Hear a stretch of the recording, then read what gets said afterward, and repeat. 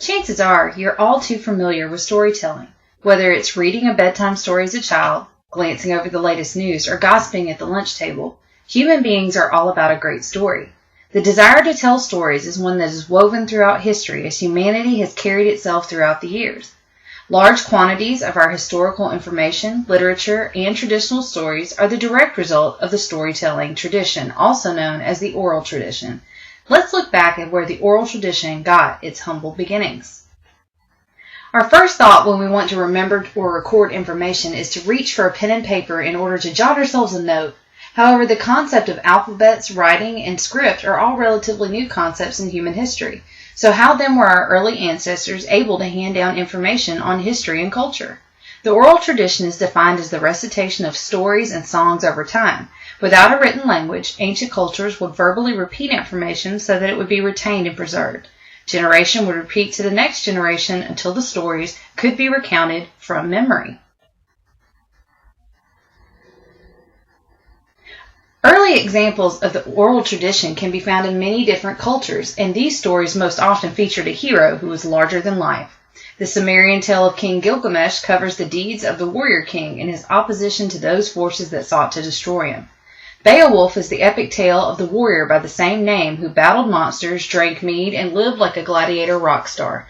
The recorded editions that we read today are compilations of transcriptions that were transmitted orally and finally written down. So how does the oral tradition work?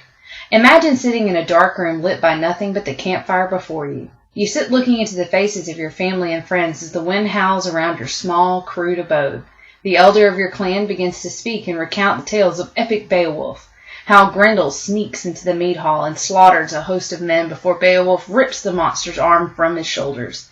You would listen wide-eyed for year after year until you looked around that fire at your own children and their children.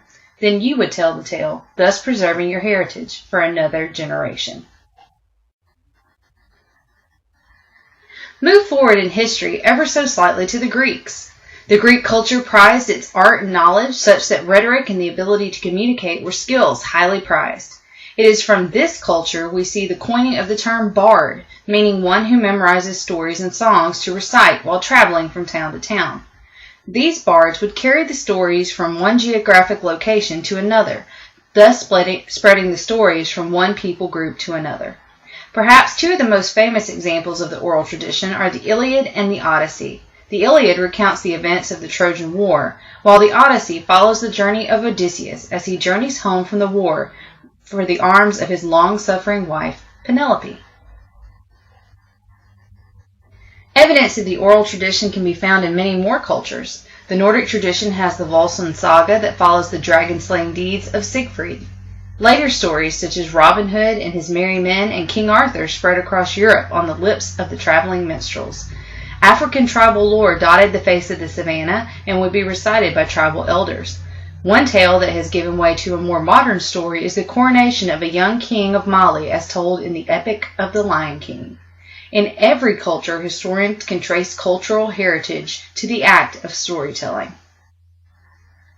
I'm sure you can look through your culture today and trace back American history all the way back to the colonies and see that there are other storytelling traditions that are slightly more modern. With the invention of the papyrus replacing the act of stone carvings in Egypt and the succeeding forms of record keeping, these traditional tales and historical recollections began to be collected and written down. However, storytelling is far from an outdated art form.